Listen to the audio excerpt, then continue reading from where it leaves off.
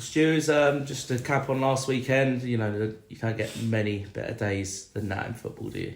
No, I think in any game of football, I think is probably the best way to win a football game is scoring that late on in a game when you know the opposition can't score again, so that you can celebrate. I'm just delighted for the fans and everyone at the football club. Like I said after, it's a good day for them to really enjoy, and not many days come around like that and happen in that way that you actually do get a chance to celebrate and enjoy it like that. So look, you come crashing back down to earth pretty much a few hours after it, but when you're kind of caught up within the moment, it is a great feeling. But I'm just glad that we've given our fans that memory, especially against our local rivals. And so taking all the sort of context out of the game, it was just a really good game of football as well, wouldn't it? You wouldn't have said that, all 5 goals would be set pieces. Both teams played really well.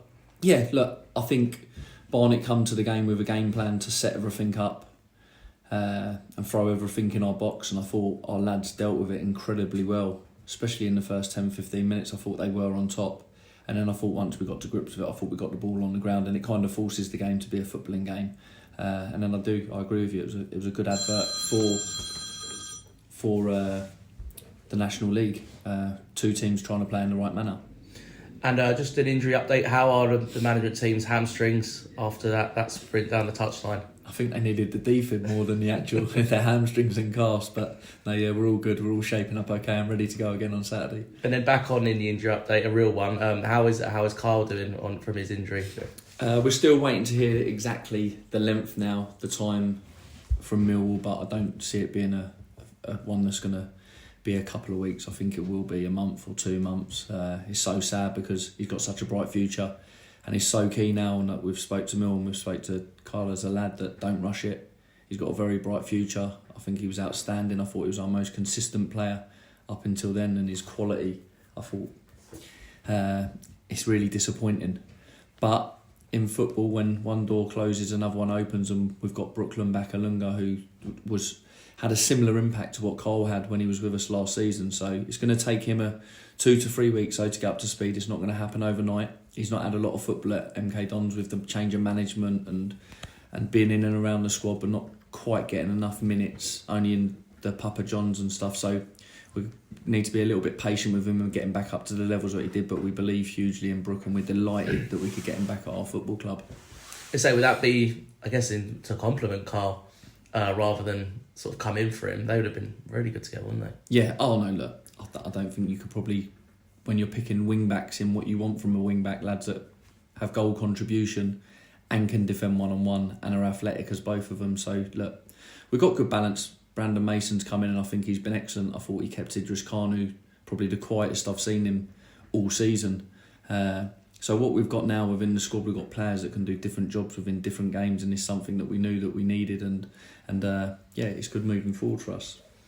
So, and then moving on to Saturday, Southend. You get plaudits here for the job you guys do of a part-time team. They're full-timer. They've got about 12, 13 players, and they're beating the league leaders without their point deduction. They're right up in. They're in it. Their manager's doing a fantastic job there, isn't he? Yeah, Kev's done a great job managing the situation, especially with the unknown of people not getting paid, especially early in the season, especially the back end of last season. He's done an incredible job to keep them highly motivated, and it's a credit to him and his management team and the Southend fans as well. They've been outstanding the way they've backed their team home and away and travelled in big numbers, and especially at home, and got behind their team. So look, we know that it's going to be a huge test. For me, I think if they had their full squad without their injuries and that they've got, I think they're up there with probably in the top 3 squads within this league. So they've put a very good squad together last season. They've kind of carried it on into this season without being able to sign anyone and add to it. But I feel that if that hadn't happened to them in the points deduction, I think that potentially they would have been up there in a title race, which the stats don't really lie. So look, they're doing an incredible job over there. It's going to be incredibly tough for us going over to Southend. We've had some really good games over the years against them since we've been in this division, and they have. So look, we're looking forward to it. It's always a game that you look forward to going over there. The atmosphere is going to be electric, and that our fans travel really well and they get behind the team. So it's a game that we're really looking forward to.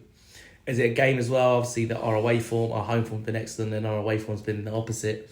Is it the result from Saturday? You know, you're hoping we really take that into our away match, because you say the morale must be really high at the moment. Yeah, I've alluded to it in previous interviews. Our actual performances away from home have not been of a bad level. We've probably had 3 bad halves of football away from home when we've been punished within those bad halves of football that have kind of cost us games. But a lot of the games, we've had big moments within the games. It's been the big moments that have kind of cost us, not the actual performance level, switching off an individual error that's kind of cost us within the away games. And at home, we don't seem to have had that. And I think that there's that real belief at home, especially in the second half of games. Even when we go 1-0 down at home, we've been 1-0 down a lot within games. There's that real belief at home that we can come and win. And I think once we do get that first away win, I think that we can take our home form into the away form and have that real belief that when we go away from home, even if we go 1-0 down, that we're a real threat and we can win games of football. So look, we'll be going into the game like we approach every game to try and get 3 points, but we do know how difficult it will be. This is worth noting as well. You know, the teams we have played away are all mostly in the top half as well. So difficult matches. You know, we scored a brilliant goal at Chesterfield, one example. As you say, what do you think it is missing away from home? I don't think... Because at home, so we don't know when we'll be. No, exactly. I think that the home form, we said at the start of the season to the group of lads, we've got to make sure that we win games at home and we pick points up on the road. At the start of the season, if you look at, that's what we were doing. We'd, in the opening, say probably 6 or 7 games, we got a couple of draws away from home, and in them draws away from home, I think they deserve to be wins. We look at every game in the same manner, whether we're playing home or away. In a sense, the way that we set up, the way that we play, we respect the opposition home and away. So we don't prep any differently. We don't feel anything about the game. It's hard to sometimes put your finger on exactly what's gone wrong, because some of the away performances that we've had, we've performed not as well at home when we've won games of football. So it's not that you can put it down to a performance level. So we just got to make sure that we're switched on. I think sometimes that concentration after travelling up on the coach on a long journey to some of these away journeys, and then you start getting into the 60th, 70th minute, do your concentration levels start to drop off just slightly, and then teams can make subs and bring on more quality onto the pitch. And it can hurt you. So, but there's loads of aspects that you could go into on potentially what it could be in our preparations leading into games. But look, we don't want to make excuses and saying about any of it. It's an away performance that we've kind of need to turn into a win.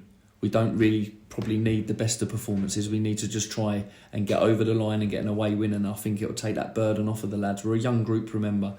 So I think once that happens, I think that you'll start seeing us pick points up away from home as well.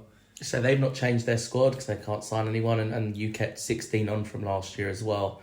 And the last game of last year, I think, you know, without the red card, we'd probably get something that day as well. Are you expecting a repeat, a similar match? Yeah, I think it'll be a tight affair. I think there's going to be big moments within games like this. They're very good from set pieces. They've got a long throw. They've got Bridgie, a winger who for me is one of the most talented wingers within the league, who can make something happen out of nothing. They've got a top target man in Cardwell who scores goals, and Peels, and he's a real handful in the opposition box, and he's good in his own box as well. So I think it'll be a tight affair, but I think there'll be big moments within both boxes, and you know, can we make sure that we come out on the other side of that? Perfect, thanks Stu. Top man, Chris.